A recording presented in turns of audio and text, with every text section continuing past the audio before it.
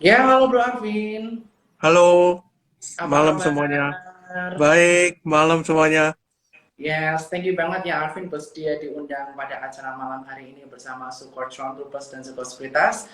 Mudah-mudahan insight malam hari ini bisa menambah wawasan dan juga bikin kita dapat stok ide baru nih apa yang dilirik oleh Arvin di perdagangan beberapa hari ke depan. Arvin, mungkin kita akan berangkat dari ISG terlebih dahulu. Kita melihat bahwa kasus Omicron di Indonesia menembus 30.000, tetapi pertumbuhan GDP di kuartal 4 di atas konsensus di kisaran lebih dari 5%, dan ini menimbulkan euforia pasar di mana kita melihat bahwa IHSG breakout all time high di area 6754 bahkan sempat menembus area 6800-an. Kira-kira bagaimana insight Bro Arvin kaitannya mengenai ISG terkait mengenai saat ini lagi heboh Omicron dan juga kaitannya mengenai kenaikan suku bunga di Amerika Serikat sana. Silakan Bro Arvin. Oke, kalau kita bicara soal IHSG ya, kalau kita bicara soal IHSG itu sebenarnya kemarin kan sudah rally cukup kencang ya di 2 hari terakhir, dan ini hari ketiga itu memang kalau kita tarik Fibonacci memang berada di level 1.618, yang which is sebenarnya di level 6.855. Dan kalau kita lihat memang harusnya memang reject di area ini. Dan kebetulan memang IHSG punya gap di area bawah ya. Mungkin akan jadi ekspektasi bahwa itu akan ditutup dulu untuk rally kembali lagi ke atas lebih tinggi. Nah, mungkin itu bisa jadi yang kita bisa lihat untuk beberapa hari ke depan nih. Apakah ISG akan tutup gap dulu sebelum rally atau dia akan langsung melanjutkan kenaikannya. Tapi so far kalau misalnya dia tutup gap dulu, itu jauh lebih baik daripada dia langsung rally. Jadi tidak ada Oke. gap yang ketinggalan. Oke, jadi resisten di atas ada di area 6855 dengan gap di area berapa Bu Arvin yang perlu kita perhatikan? Oke, gapnya di sekitar 6750 sampai 6735. Ini ada gap yang cukup lebar, gitu ya. Kemarin pada saat break resist, itu IHSG-nya gap up. Oke, jadi nanti teman-teman bisa manfaatkan ya, perhatikan area 6735. Jika ada rejection di kisaran area tersebut, kita bisa lakukan akumulasi pembelian ya untuk saham-saham blue chips. Dan perhatikan Ya, resistance di area 855. Perhatikan money management dan tentu saja area resistance buat take profit. Jadi nanti kalau teman-temannya aktif trading bisa take profit sebagian biar nggak hilang barang, realis profit dulu, ntar beli lagi. Itu bisa gunakan strategi teman-teman. Nah, kalau untuk ya, saham blue chips yang menjadi andalan dari Bro Arvin ini apa sih yang perlu diperhatikan oleh teman-teman? Kan 2 hari lalu kita lihat BBRI naik cukup signifikan karena memang ya. BBRI waktu itu di area support kuatnya ya, dan akhirnya mantul selamat dan cuan dari BBRI karena risetnya juga cukup baik. Kira-kira apa saham blue chip lainnya yang cukup menarik untuk diperhatikan oleh para investor? Oke. Sebenarnya kalau kita bicara soal suku bunga yang naik, maka big banks itu akan sangat menarik ya untuk kita pantau ke depan. Nah, kalau kita bicara ke arah the Fed, memang the Fed itu kan arahnya akan lebih dengan ke penaikan suku bunga ya. Kalau kita lihat Hmm. dalam beberapa the Fed meeting akan cenderung lebih lebih naik gitu ya daripada stabil-stabil aja karena ekonomi juga cenderung membaik dan sebagainya. Nah, kalau kita bilang dari segi perbankan, perbankan tuh cukup menarik ya. Terlihat dari BRI yang net foreign buy-nya cukup besar sekali ya, di mana net foreign buy-nya sangat besar sekali di beberapa hari terakhir, di mana kalau kita bilang three big banks lainnya, itu seperti BBNI, lalu Bank Mandiri, itu juga cukup menarik secara akumulasi. Jadi kalau kita bilang three big banks ini cukup menarik. Selain itu, yang mungkin bisa diperhatikan adalah Pegas. Pegas ini juga menarik secara akumulasinya. So, kalau misalnya teman-teman mau coba cek gitu ya, cek resistannya, cek supportnya gitu ya, itu juga cukup menarik untuk kita pantau gitu untuk Pegas. Jadi mungkin kalau dari saya pribadi, mungkin akan memantau dari 4 saham ini yang cukup menarik.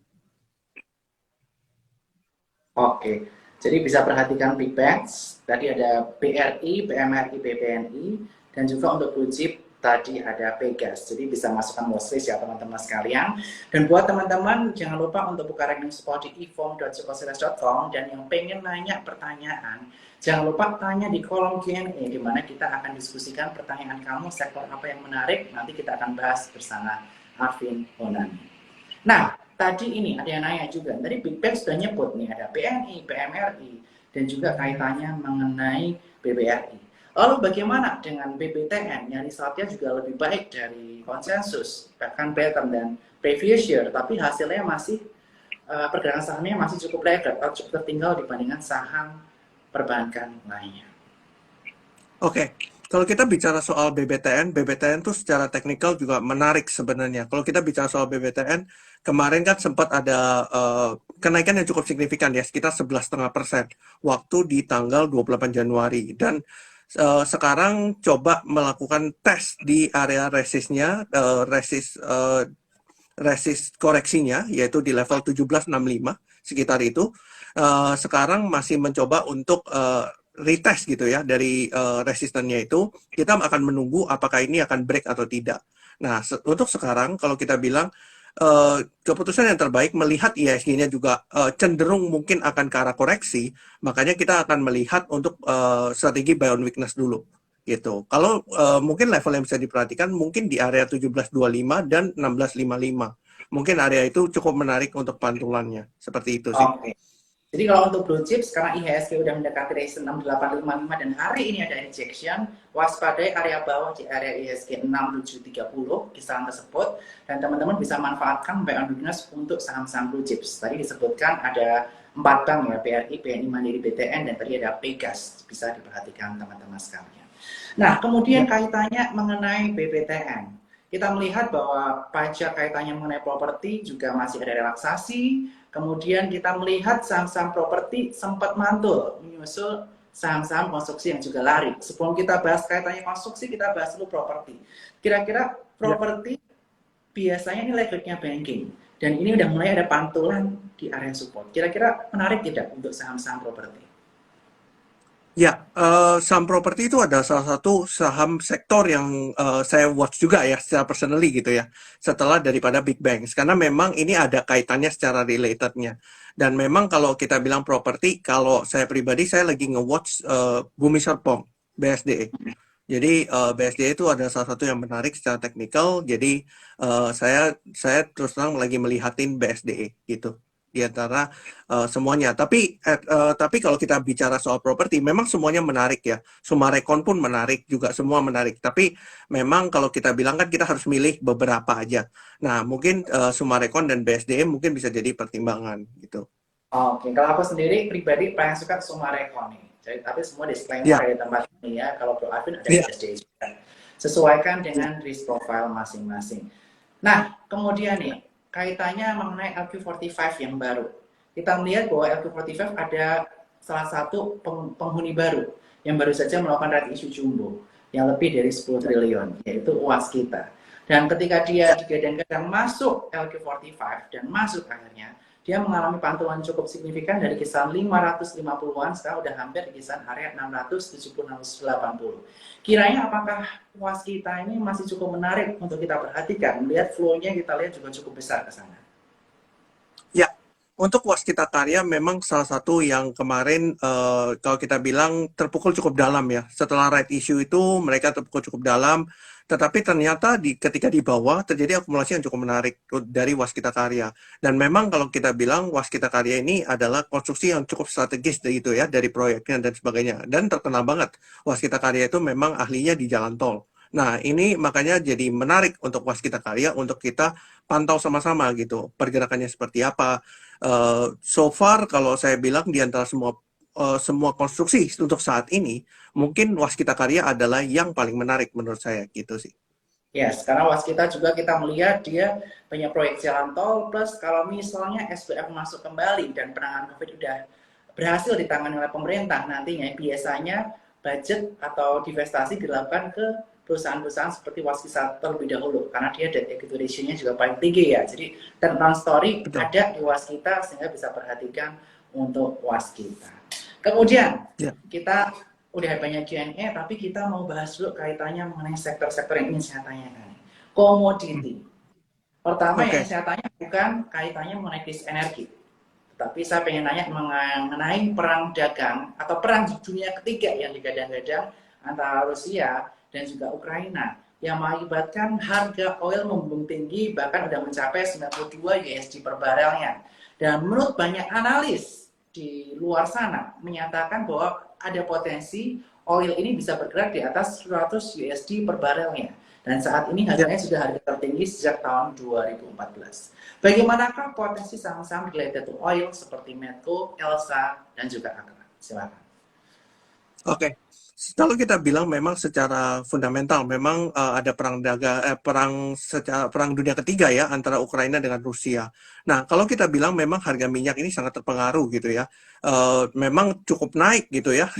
Kalau kita lihat secara teknikal pun cukup menarik antara Medco, Elsa dan sebagainya yang berkaitan dengan minyak ini cukup menarik untuk kita bahas. Nah, untuk Medco, lalu Elsa, ini memang terjadi akumulasi yang cukup besar ya. Dan even saya pun sudah masuk ke Medco di harga bawah. Waktu itu di harga 500 itu saya sudah masuk Medco.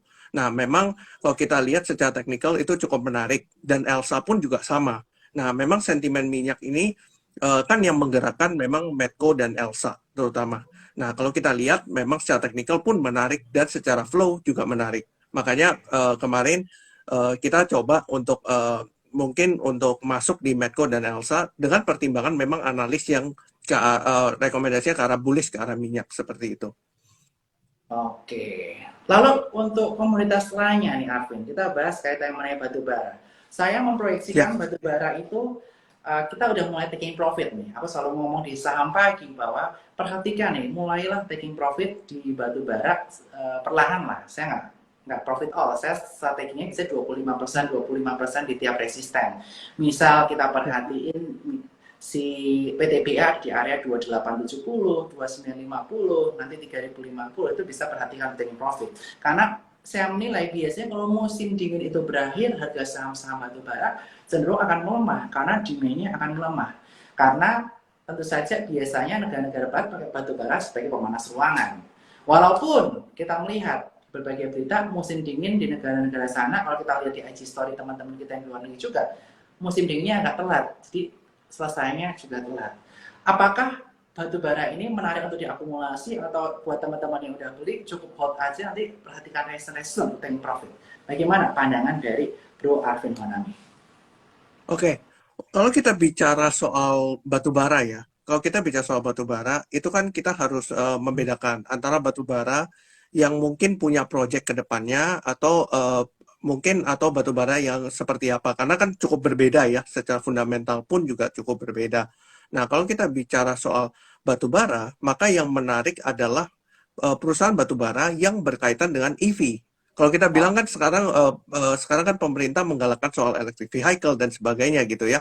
Nah, kita bisa perhatikan perusahaan batubara yang mungkin ada beberapa perusahaan batubara yang cukup menarik. Kalau kita bilang kan sudah beralih gitu ya, bisnisnya mungkin dari tidak hanya batubara, tetapi juga sudah beralih ke arah electric vehicle. Nah, ini adalah salah satu prospek perusahaan batubara yang cukup menarik. Nah, memang ada terjadi beberapa akumulasi di saham-saham batubara.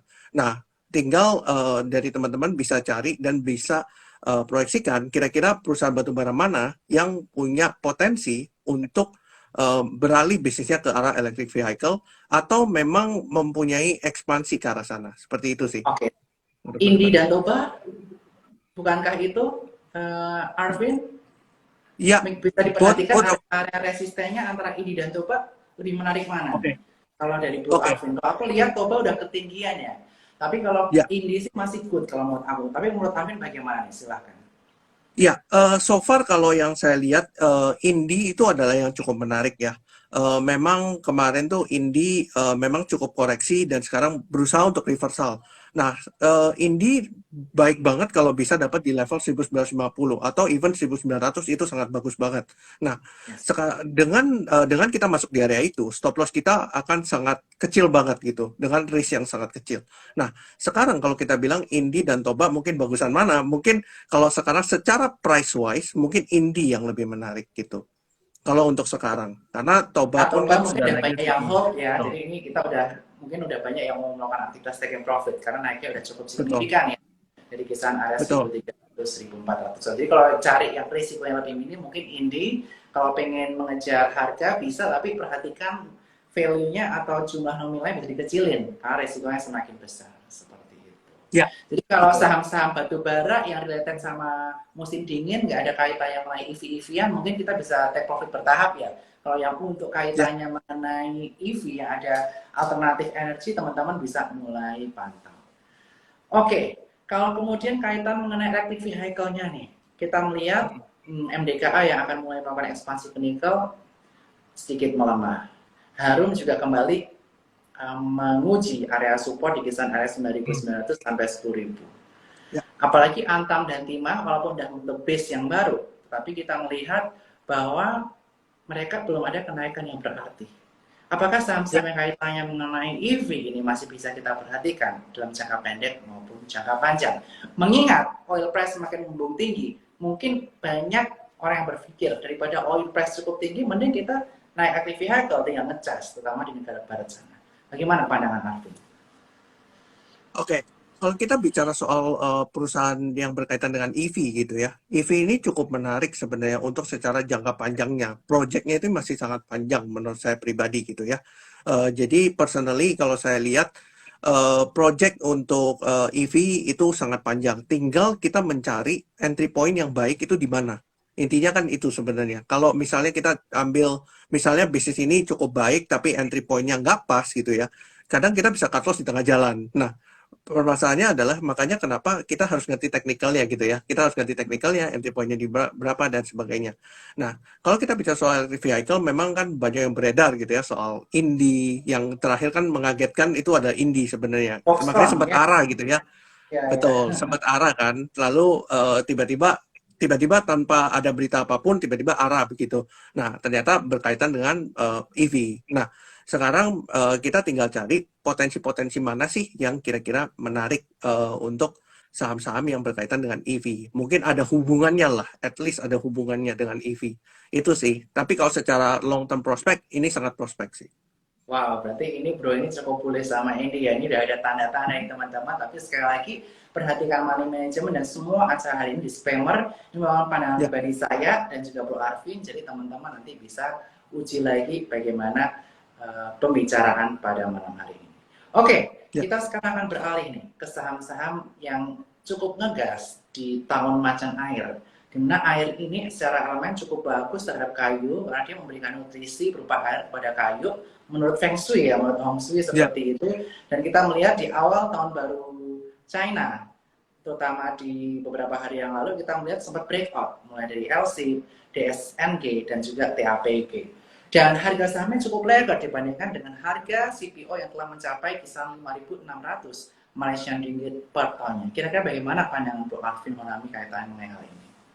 Oke, kalau kita bicara soal CPO ya, memang CPO ini cukup lagging ya. Ini terjadi berulang lagi, seperti harga coal yang dulu naik tinggi, tapi harga sahamnya nggak kemana-mana. Nah, kemarin juga sama, kejadian yang sama. Ketika CPO-nya harganya naik gitu ya, ternyata harga saham perusahaannya itu tidak kemana-mana, justru malah sideways gitu ya. Ternyata ketika naiknya luar biasa, hampir Ya, 12-14% gitu ya. Tiba-tiba pumpnya luar biasa. Nah, makanya memang kalau kita bilang apakah dulunya tidak terjadi akumulasi atau seperti apa sebelum pump, sebenarnya kalau kita bisa pelajarin gitu ya secara broker summary dan sebagainya itu kelihatan bahwa dari CPO dari especially DSNG dan TAPG itu dua-duanya cukup menarik. Nah, tetapi tidak menutup kemungkinan bahwa semua saham CPO lain juga menarik di saat yang sama. Nah, cuma memang kita harus melihat yang mana yang jauh secara teknikalnya baik, lalu secara broker summary-nya oke. Nah, ini yang kita pelajari lebih dalam. Dan memang menurut saya pribadi, kemarin saya juga pernah bahas soal DSNG dan TAPG gitu ya. Di dua ini cukup menarik untuk kita watch sebelum waktu di saat sideways-nya sebenarnya. Nah, ternyata memang kalau kita bilang cukup menarik gitu ya ketika dia naiknya cukup signifikan. Tetapi memang CPO lain juga sama gitu ya. Kejadiannya selalu sama. Ketika satu perusahaan dengan sektor CPO bergerak, semuanya ikut bergerak. Jadi tinggal teman-teman bisa mencari kira-kira yang mana yang lebih menarik di antara yang lain gitu sih. dan sesuaikan dengan risk profile ya. Kalau teman-teman Betul. risk profile yang lebih kecil, lebih defensif, cari yang tidak terlalu agresif. Kalau teman-teman siap yang high risk high reward, teman-teman bisa pilih yang lebih agresif seperti DSNG Benar. maupun. Dan saya setuju dengan Bu Arvin sih. kejadian CPO di awal tahun baru Cina kemarin atau Chinese New Year ini mengingatkan sama coal yang di Ya, akhir bulan September awal Oktober boom boom boom karena harga CPO harga coal waktu itu mencapai 200 USD per tonnya dari sekitar 80 atau naik 3 kali lipat baru boom. Dan sekarang ketika CPO udah 5.500 ke atas baru boom juga. Padahal dulu betul. kita lihat tahun lalu di kisaran area 3.000 sampai 4.000 Malaysian ringgit per tonnya. Udah 2 kali lipat, hampir 2 kali lipat baru berasa nih ketika harga saham Betul. CPO naik. Dan ini bisa diperhatikan juga, mungkin juga ini karena kaitannya mengenai ESG ya Bro Arvin ya, di Betul. mana Betul. coal dan CPO itu banyak yang merasa kurang ESG friendly, jadi pergerakan mereka cukup record. Jadi pemegang dua ini harus sedikit bersabar, tapi tentu saja area posisi untuk masuk dan keluar diperhatikan, apalagi dikala market masih kondisinya tidak menentu seperti saat ini. Oke, Bro Arvin, tadi udah bahas nih kaitannya mengenai komoditas-komoditas dan juga blue chips. Sekarang saya ingin bahas kaitannya mengenai saham second liner dan juga third liner. Dan buat cuan Ya, troopers, buat pencinta saham pagi, kita udah ada BGTG, BPIP yang udah cuan. Selamat cuan buat teman-teman semuanya.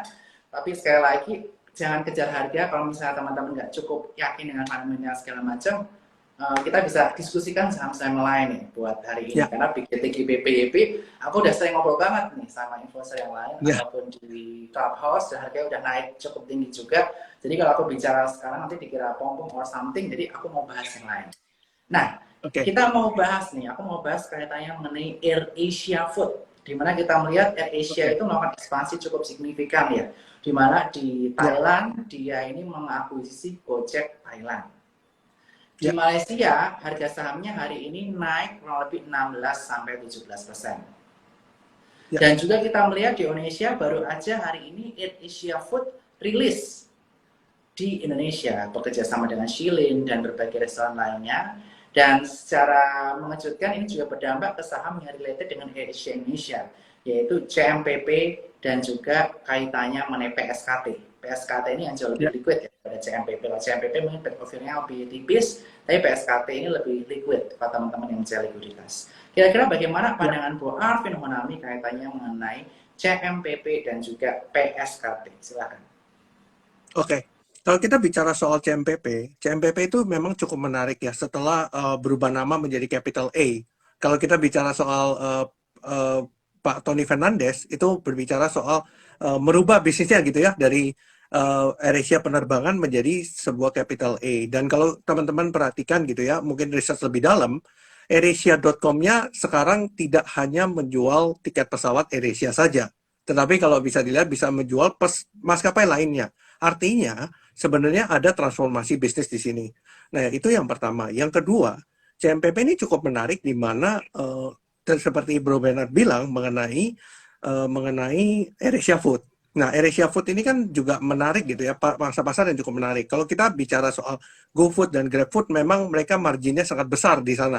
Nah, kalau kita bilang AirAsia Food, ini juga salah satu potensi yang menarik, di mana mereka akan bersaing dengan GoFood, dengan GrabFood dan ShopeeFood gitu ya. Mereka akan bersaing dengan 3 ride-hailing lainnya, yang which is akan menciptakan kompetisi yang cukup sehat.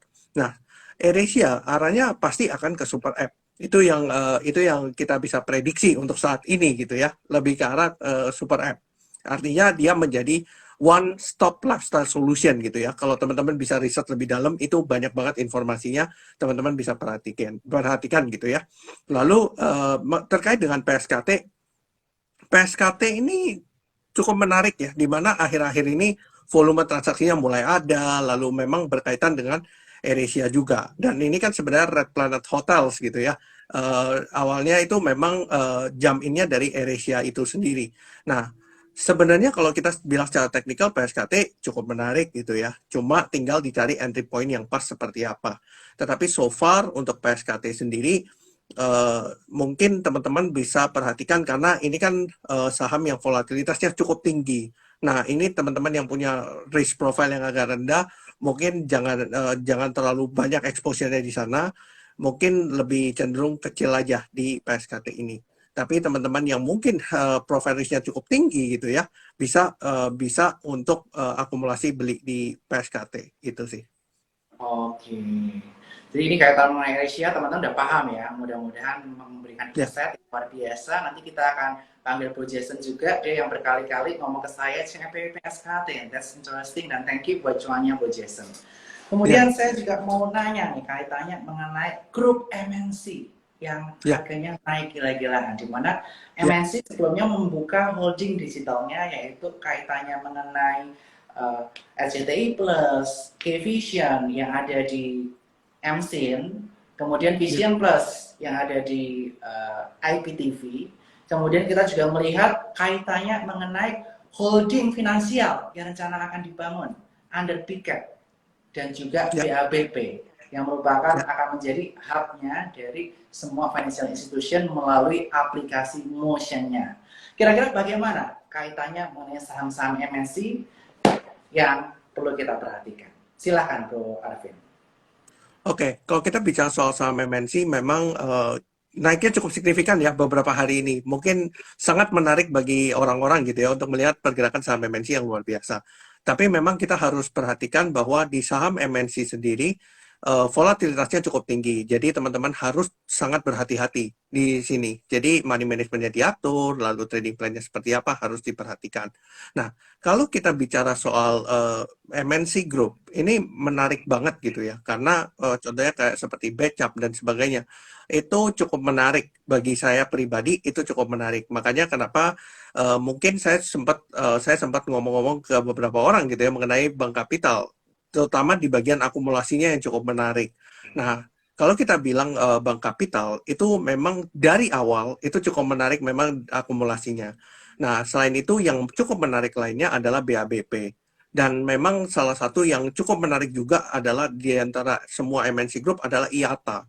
Nah, kalau kita bicara soal IATA hari ini memang ARA gitu ya di plus 35%. Dan memang kalau kita lihat secara teknikal memang sudah cukup menarik di mana kalau kita lihat dari time frame 1 jam itu break ascending break triangle, lalu ketika daily itu break double bottom dan arahnya mungkin masih akan ke atas untuk beberapa hari ke depan.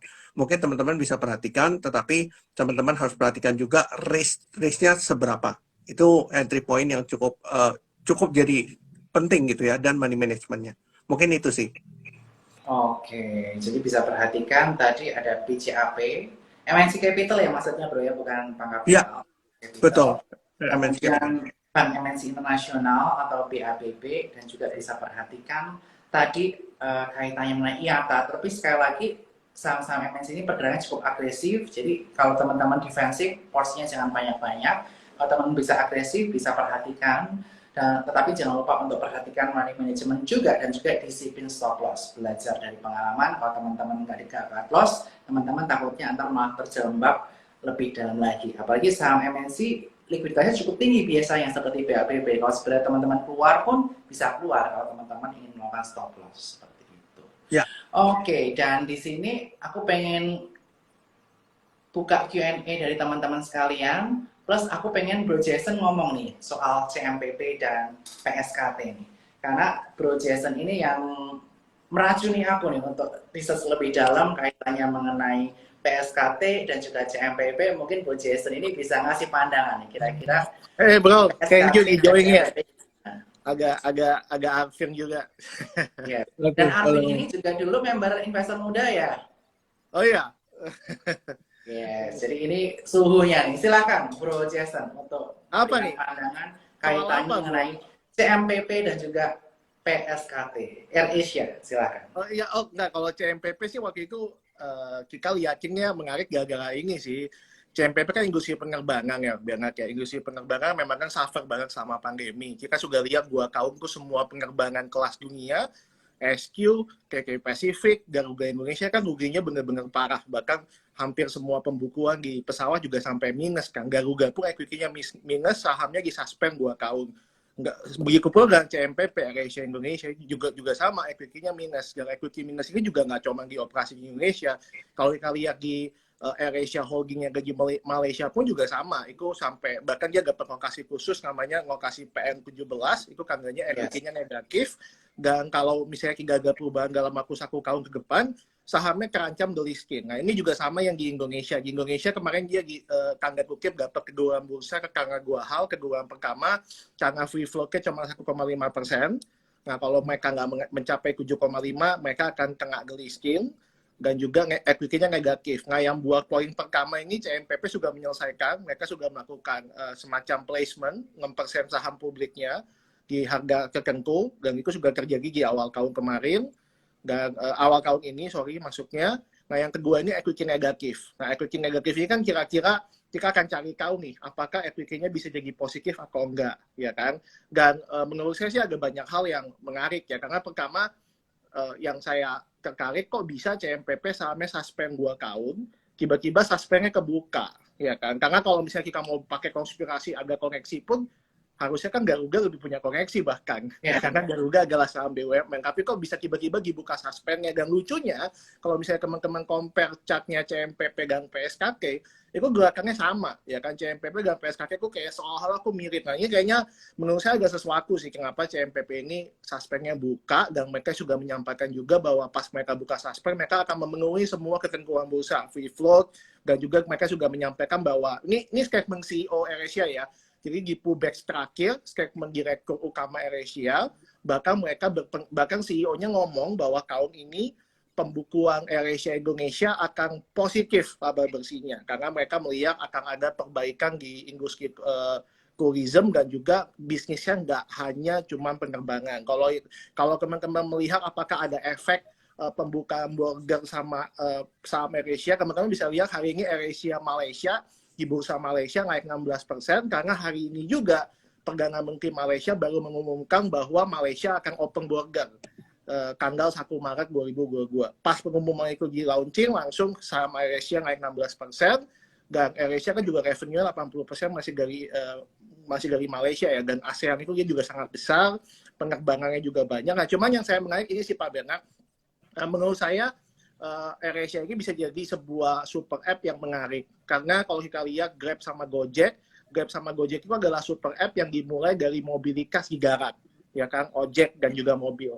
Tapi AirAsia ini bisa jadi super app dengan mobilitas di udara, ya kan, dan penguasa low cost carrier di ASEAN itu kita bisa tahu penguasanya adalah AirAsia. Dia punya ongkos paling murah, jaringan paling lengkap di ASEAN, Asia Tenggara. Dan mereka tentunya punya banyak bagasi kosong yang mungkin nggak terpakai, bisa dia manfaatkan buat logistik. Makanya AirAsia kan punya anak usaha namanya Teleport. Itu perusahaan logistik last mile delivery. Makanya mereka baru juga melakukan investasi, mengakuisisi perusahaan namanya Kargo. Kargo ini adalah startup truck marketplace terbesar di Indonesia.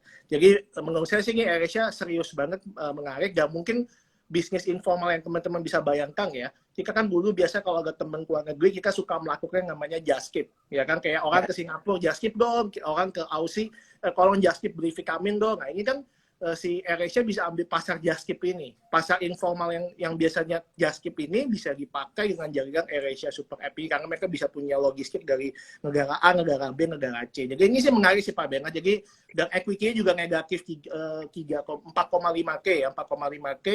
Which mean kalau ini balik arah dari rugi besar menjadi untung atau plus minus jadi plus, mungkin potensinya akan besar banget ya buat kenaikan saham CMPP dan juga PSKK. Nah, kalau PSKK menarik nih, PSKK ada pemegang saham Indika di sana dari perusahaannya, yang salah satu pemegang saham PSKK ada dari pemegang saham Indika, ada AirAsia juga. Mungkin kalau teman-teman tahu, PSKK itu adalah Red Planet Indonesia. Itu merupakan jaringan Kyung Hotels Group. Jadi sebelumnya PSKK itu adalah backdoor dari anak usaha AirAsia namanya Kyung Hotels. Itu jaringan AirAsia. Jadi mungkin bisa teman-teman imajinasi dikit. Ini imajinasi saya, tapi ini bukan statement dari manajemen. Kalau misalnya ada AirAsia di sana, terus ada calon produsen baterai listrik mobil di sana, mungkin saja nanti koalisi AirAsia lagi itu pakai jaringan kendaraan listrik dan mobil listrik dari Indika. Kalau GoTo kan sudah ada ya, Gojek dengan Toba. Jadi Gojek dengan Toba, AirAsia mungkin saja dengan PSKK ini. Jadi ini semuanya masih spekulasi ya.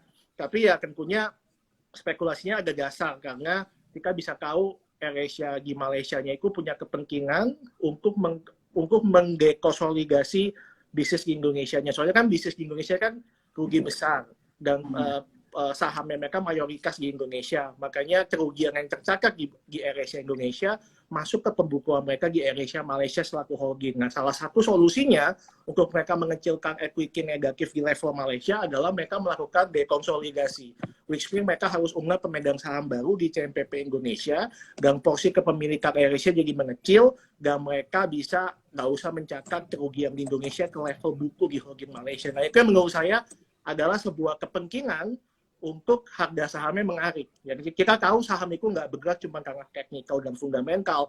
Kepentingan pemegang saham pengendali itu juga merupakan faktor fundamental. Karena kepentingan pemegang saham pengendali bisa menjadi sebuah aksi korporasi yang mungkin memang belum terbaca sekarang, yang mungkin secara valuasi nggak menarik, tapi yang kita beli adalah aksi korporasi tersebut. Gitu. Nah, ini insight keren banget dari Bu Jason, yang mana teman-teman udah banyak nanya nih, kenapa sih Bro Bernard ini ngomongin CMPP, PSKT di Clubhouse dan juga di Instagram Story kadang-kadang, karena ini nih background story-nya dari Bro Jason dan menceritakan dengan sangat jelas. Dan buat teman-teman sekalian, jangan lupa IG hari ini di screenshot, di tag ke Support Sekuritas, Investor Muda dan Arvin Honami. Dan buat teman-teman sekalian yang ingin mendapatkan 5 masker spesial dari Support Sekuritas, karena sekarang COVID lagi tinggi-tingginya, jangan lupa tag kita semua story event hari ini. Dan sekali lagi jangan lupa buka rekening Support Sekuritas di eform.supportsekuritas.com. Nah, mungkin aku pengen ke Arvin dulu nih. Tadi kan kita udah bahas banyak saham nih. Kira-kira saham top 5 pilihan dari Bro Arvin dan Bro Jason. Saya silakan dari Bro Arvin dulu. Silakan. Oke. Untuk sekarang memang ada beberapa saham yang personally saya watch ya. Kalau bicara soal Omicron, mungkin lebih ke arah AGII, itu cukup menarik secara sekarang. Lalu kita lihat beberapa saham terakhir itu Bukalapak, itu juga cukup menarik. Bukalapak, lalu MLPL, itu cukup menarik juga. Lalu ada beberapa saham yang terkait dengan bola ya. Kalau kita bicara soal bola, itu secara teknikal menarik juga. Lalu ada satu lagi mungkin saya bisa kasih, sebentar saya cek dulu. Trimble, mungkin ada satu lagi Indi yang cukup menarik juga. Jadi 5 itu. Jadi tadi ada menyebutkan ada tadi Bukalapak, Indi, Agi, terus AGI, MLPL, lalu sama bola ya. Bola. Oke, itu dari Bu Arvin. Kalau dari Bu Jason apa? 5 saham pilihan dari Bu Jason. Oke, dari yang aman sampai yang ada spekulatif ya. Yang paling aman menurut saya sekarang kita harus pegang big banks ya. Ini simple kayak ya keserah big banks-nya boleh BRI, boleh Mandiri, boleh BNI. Teman-teman pilihnya salah satu, tapi menurut saya kita harus punya saham banking big caps di portfolio kita, karena teman-teman bisa lihat seminggu terakhir, sebulan terakhir itu flow asing ke saham-saham big caps itu super duper besar. Bahkan menjelang The Fed naikin suku bunga pun, pengumumannya pun makin agresif asing di sana. Kemarin pun sempat BRI sehari naik buy-nya 1T ya teman-teman. Jadi ada potensi besar di tanggal 9 Februari nanti, mungkin besok, bobot Indonesia terhadap pasar saham global dinaikkan di MSCI rebalancing. Jadi menurut saya kalau ini kejadian akan ada flow yang besar lagi ke pasar Indonesia. Nah, kita bisa antisipasi dengan pegang saham-saham big caps banking, karena kalau teman-teman jumlahin market cap-nya BCA, BRI, Mandiri, dan BNI itu udah sekarang dengan 25% dari market cap-nya IHSG secara lokal. Jadi banking itu buat yang aman. Kayak contoh kayak BRI aja ya. BRI itu di harga sekarang teman-teman bisa dapat potensi dividend 3% di bulan April 2022. Buka deposito di BRI sekarang, di kantor cabang BRI, teman-teman juga dapat bunganya 3% deposito. Jadi kalau teman-teman punya pilihan nih, buka deposito BRI dengan bunga 3%, atau beli saham BRI dengan dividen 3% dalam waktu 2 bulan, saya sih lebih suka beli BRI, karena saya dapat potensi dividen seperti bunga, plus dapat capital gain. Terus kedua, mungkin BJBR juga sama, ada potensi dividen 7-8% di bulan April ini, dan mereka juga ada aksi korporasi di bulan Maret, ya kan, mereka akan like issue juga, mereka juga akan masuk ke digital, mulai mengtransformasi bisnisnya dari yang selama ini bisnisnya pinjaman ke PNS yang super aman, NPL-nya rendah, dan selama ini juga laba bersihnya kumpul konsisten. Nah, mereka mulai masuk ke digital, makanya mereka punya BJB Sekuritas kan, Pak Bella juga mungkin tahu, mereka punya BJB Sekuritas yang sudah jadi perusahaan efek juga, karena mereka mau bikin super apps khusus Jabar. Nah, terus yang ketiga keempat yang nggak usah kita udah sebutin juga lagi ya, CMPP dan PSKK ya kan. Ya menurut saya CMPP dan PSKK akan menjadi ekosistem, mungkin salah satu holdingnya mungkin di CMPP, PSKK mungkin bagian dari ekosistemnya. Saya nggak tahu akan jadi seperti apa, tapi kalau lihat dari komposisi pemegang sahamnya ada AirAsia dan juga ada Indi, mungkin saja akan mengarah ke AirAsia Ride menggunakan kendaraan listrik, atau mungkin nanti ada berhubungan dengan itulah kurang lebih. Nah itu sih dari saya Pak Benat, mungkin Yang kelima apa, Bro? yang kelima mungkin komoditas ya, mungkin komoditas kita harus punya saku ya. Komoditas sih terserah teman-teman bisa punya nikel, punya apa. Kalau mau aman sih bisa batu bara, valuasinya masih murah, dividennya masih dapat di atas 10%. Nah, kenapa harus punya komoditas? Menurut saya, karena inflasi Indonesia ini sementara kelihatan rendah, masih 2%. Padahal kalau teman-teman sekarang ke pom bensin Shell, itu teman-teman mau beli Shell Super misalnya yang kelas paling rendah yang sekarang dengan Pertamax, itu harganya 12.990. Kalau teman-teman ke pom bensin Pertamina, Pertamax itu 9.000, which means ada selisih 45%. Pertanyaan besarnya, mau sampai kapan pemerintah menahan harga bensin? Ya kan, tentunya kan ada batasnya. Kalau tiba-tiba di semester 2 pemerintah membuka mekanisme pasar di harga Pertamina, terutama Pertamax, dan harganya sama kayak Shell, tentunya inflasi akan besar-besaran terjadi. Ya, saham yang diuntungkan tentunya adalah saham-saham komoditas super cycle-nya akan kejadian kalau inflasinya, karena kita sudah tahu dalam beberapa sejarah hyperinflation dan inflasi yang besar, aset yang paling bagus buat inflasi adalah komoditas. Ya kan, dan komoditas ini masih banyak beberapa saham yang tanda kutip harganya masih murah. Gitu. Jadi ya menurut saya banking, habis itu yang agak banking big cap, yang agak spekulatif CPP, PSKK, dan pilih aja salah satu saham komoditas. Saya sih sukanya yang aman ya, kalau yang komoditas ada PKBA atau Agaro. Menurut saya itu juga masih panjang. Karena nanti pun kalau kita mau masuk ke mobil listrik yang ESG yang lain-lain, sekarang komposisinya 50% ke atas dari pembangkit listrik PLN pun itu masih pakai batu bara Pak Bernard. Jadi nanti kalaupun mobil listriknya booming, tetap aja sumber PLN-nya itu dari batu bara, ya kan, nggak bisa yang lain kan nggak segampang itu kan PLN. Oke, kita besok ganti pakai nikel, ganti pakai air, terus tiba-tiba diubah jadi PLN berbasis air, kan nggak segampang itu karena mereka sudah punya spesifikasi tertentu. Jadi menurut saya kalaupun nanti mobil listrik booming, tapi tetap saja PLN-nya mayoritas masih menggunakan batu bara, nggak secepat itu transformasinya, which mean kalau misalnya harga saham batu bara belum rally, ini adalah kesempatan. Karena kita punya dua safety net. Safety net pertama valuasinya murah, safety net kedua dividennya gede, di atas 10%. Contoh kayak PKB aja, kayak kita punya dua margin of safety di sana. Itu sih insight saya Pak Bernard. Wow, thank you. Ini tamu yang tiba-tiba gara-gara CMPP PSKT terundang nih Pak Jason. Anyway, kembali lagi ke Arvin nih. Thank you Arvin. Tadi kita udah melihat ya Pak Mati, insight-nya Arvin ini lebih ke swing trading ya kamu Vin ya? Kalau cara tradingnya ya. Lebih ke arah Jadi trading sama Arvin ini lebih mirip, kita trading, jadi jangka waktunya mungkin lebih pendek ya, mungkin dari harian, mingguan, hingga bulanan. Kalau Pak Jason ini memang benar-benar seorang fundamentalis yang melihat lebih long term, jangka panjang. Tapi kita berbeda-beda, tapi tetap satu ya, kita Bhinneka Tunggal Ika. Kita sama-sama di Sukor, jangan lupa buka rekening Sukor di ifom.sukorsekuritas.com. Oke, Arvin, kita lanjut pertanyaan ya, Vin ya? Ya, boleh. Oke. Arvin, bagaimana industri gas seperti Pegas? Silakan. Oke, kalau kita bicara soal Pegas, so far cukup menarik ya kalau kita bicara soal Pegas gitu ya.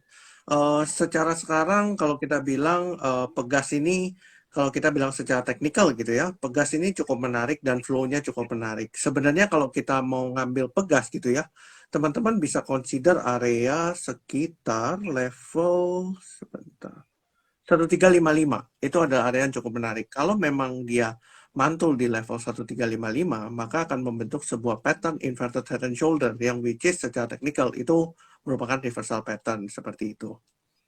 Oke, cukup menarik ya saat ini. Tadi Pegas juga disebut pertama oleh Pak Arvin, salah satu saham blue chips yang menjadi favorit dari Arvin.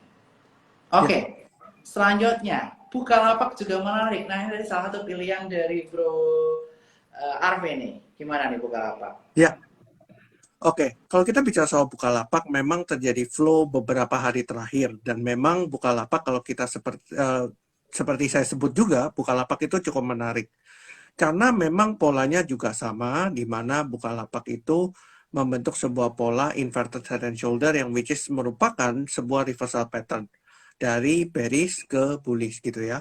Nah, teman-teman bisa perhatikan juga untuk Bukalapak seperti itu. Oke, Bukalapak bisa perhatikan dan memang harga udah cukup turun dalam dari IPO ya. IPO 850 sekarang 400-an, udah diskon 50% dari harga IPO. Dan kita juga melihat bahwa cash-nya cukup banyak di kisaran area 25T dan saat ini market cap-nya masih di kisaran area kisaran 40T. Jadi jarak antara cash dan juga market cap belum terlalu jauh sehingga Bukalapak juga worth to buy lah. Apalagi udah ada tanda-tanda reversal pattern. Oke, kita lanjutkan selanjutnya ke sektor lainnya. Bagaimana sektor hospital? Tadi disinggung soal AGI. Bagaimana sektor rumah sakit? Dan mungkin tambahannya nih, IRA apakah menarik nih? Karena kita mau vaksinasi booster. Silakan. Oke. Kalau kita bicara soal rumah sakit ini kan sangat berkaitan dengan pandemi ya. Kalau kita bicara soal Omicron, pasti saham-saham yang related dengan health ini sangat-sangat menarik gitu ya. Pasti terjadi sebuah pump, meskipun kecil atau besar itu pasti ada pengaruhnya. Nah, kalau kita bicara soal Itama Ranoraya, itu memang sekarang berada di support trend line. Nah, sekarang IRA kalau mau beli pun range-nya cukup kecil. Kalau kita bilang kita ambil di level 17.95 pun, mungkin stop loss-nya hanya di sekitar 17.25, yang which is sebenarnya kalau kita hitung, di level sekarang ke level di bawah 17.25, itu masih under 5% ya. Yang which is sebenarnya range-nya cukup kecil. Nah, tinggal teman-teman bisa perhatikan, apakah IRA ini cukup menarik atau seperti apa. Karena IRA ini memang ada memang ada sentimen mengenai vaksinasi booster yang memang itu IRA juga menjadi salah satu yang diuntungkan di sini. Nah, teman-teman bisa consider juga sih untuk IRA. Oke, kisaran AGI IRA ya. Aku juga melihatnya IRA nih sama. Ya. Apa namanya? Indonesia nggak terlalu besar untuk IRA saat ini. Oke, tapi sekali lagi teman-teman ya, di sini disclaimer, kita bincang-bincang santai aja dan ini merupakan opini pribadi. Jadi keputusan investasi tetap di tangan teman-teman. Dan sekali lagi kita harus menjadi investor yang dewasa, bisa memutuskan sesuai dengan analisis dan pemikiran kita masing-masing. Oke, lanjut kita ke pertanyaan selanjutnya. Yang belum dibahas tadi adalah BBKP, yang mana setelah red issue harga sahamnya anjlok terus. Kira-kira gimana nih? Padahal Kukmin, bank terbesar Korea, masuk ke sana. Silakan. Oke, kalau kita bicara soal BBKP, secara kita bilang secara bisnis dan sebagainya, itu sangat-sangat menarik ya untuk BBKP semenjak Kukmin masuk ke dalam BBKP. Cuma memang harga sahamnya kan turun terus ya di belakangan ini, memang terjadi reversal di hari ini. Kalau kita bilang secara pattern sendiri, ini sudah jauh lebih menarik daripada kemarin-kemarin gitu ya. Even seperti saya pun, saya juga ada masuk di Bank Bukopin. Tapi masuknya mungkin di level 280, 278 gitu ya, karena saya mengambil supportnya yang kemarin. Nah, so far kalau kita lihat hari ini naik 5% ya, dengan volume yang cukup lumayan gitu ya. Dan teman-teman bisa perhatikan Bank Bukopin ini, kalau saya lihat secara minor downtrend-nya itu juga sudah break. Sekarang arahnya masih cenderung ke atas kalau untuk sekarang. Gitu sih. Untuk BBKP. Jadi BBKP udah mulai menarik untuk dilirik ya bro ya? Ya, betul. Udah mulai ada tanda-tanda reversal, udah lower low lagi, itu yang bisa diperhatikan dari BBKP. Oke, selanjutnya kita akan tanyakan sektor yang belum dibahas. BGTG menarik, ini udah dibahas nih BGTG adalah langganan aku dari awal tahun. Kalau teman-teman lihat postingan Instagramku yang di air terjun, teman-teman perhatiin, itu aku posting saham BBKP, kalau teman-teman perhatiin. BGTG. Waktu itu aku posting BGTG. Oke, jangan bahas BGTG lagi. Mungkin teman-teman udah bosan, kita bahas yang lain. Silahkan kita sektor ayam-ayaman gimana? Oke, kalau sektor ayam-ayaman, saya personally melihat Java itu hari ini volumenya cukup besar gitu ya. Merah dengan cukup besar. Nah, kita lihat memang Java itu punya support kuat di area 1545 sampai 1565. Nah, ini sebenarnya tidak boleh di-break karena kalau di-break potensinya akan turun lebih dalam lagi. Nah, kalau melihat volume yang sekarang cukup besar gitu ya, kita akan melihat candle besok seperti apa. Nah, untuk Java seperti itu, kalau untuk Cepin sendiri juga sama, di mana Cepin ini juga ternyata volumenya cukup besar di hari ini, perdagangan hari ini minusnya juga 2,88%. Mungkin support yang harus dijaga adalah di level 5750. Itu ada support yang cukup kuat menahan harga. Nah, kalau itu jebol, maka penurunannya juga lumayan gitu ya. Mungkin akan ke 5.600, lalu berikutnya mungkin ke arah level 5.300. Jadi teman-teman bisa perhatikan area-area level tersebut.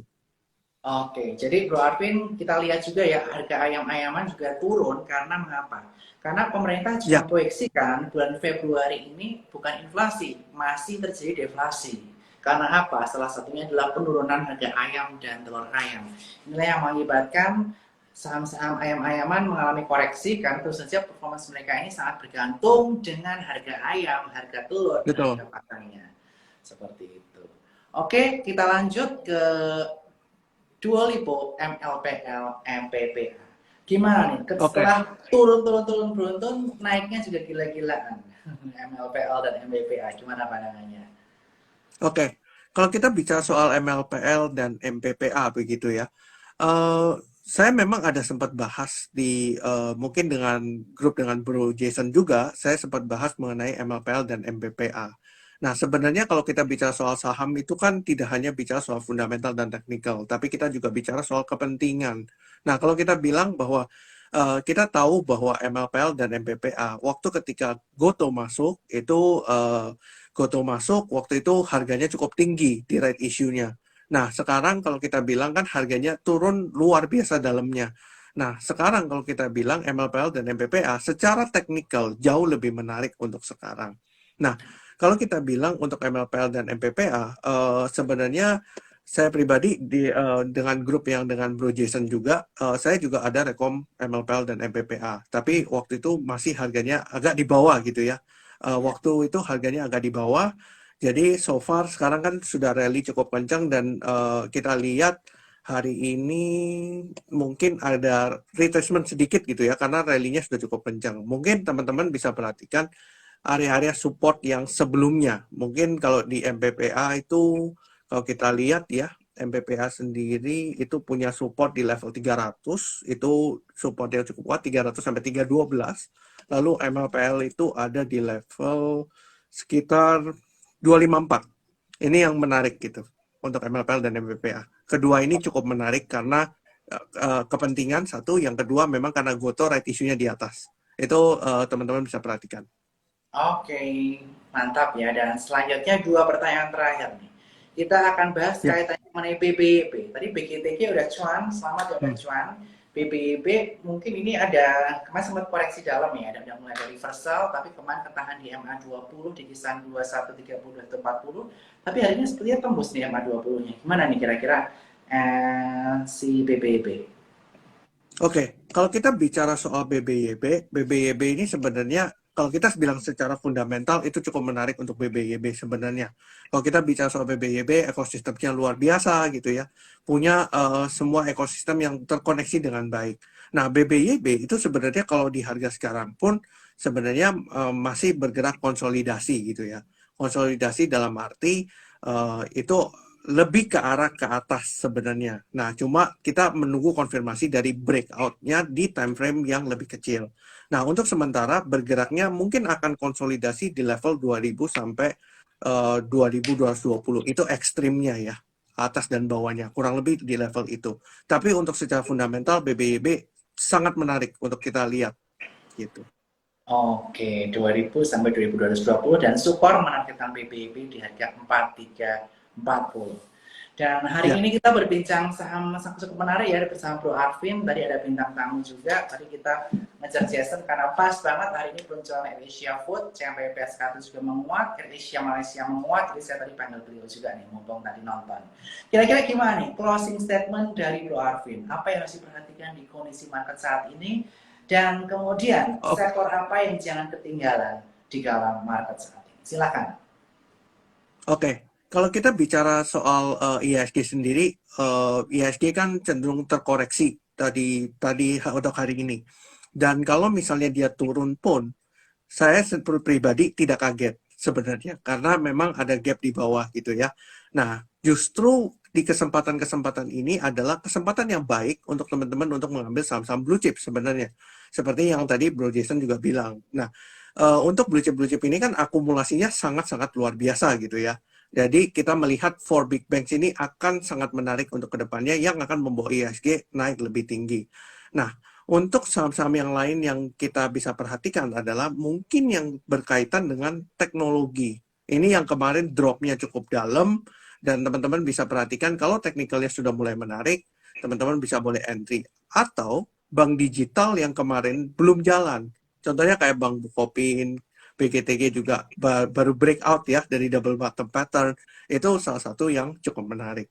Nah, mungkin sama yang related dengan EV. Nah, mungkin teman-teman bisa perhatikan juga untuk tahun ini, mungkin tahun-tahunnya dari EV itu sendiri. Jadi teman-teman bisa perhatikan dan perhatikan money management dan atur entry point, stop loss-nya di berapa, dan punya trading idea. Gitu sih, kurang lebih. Yes.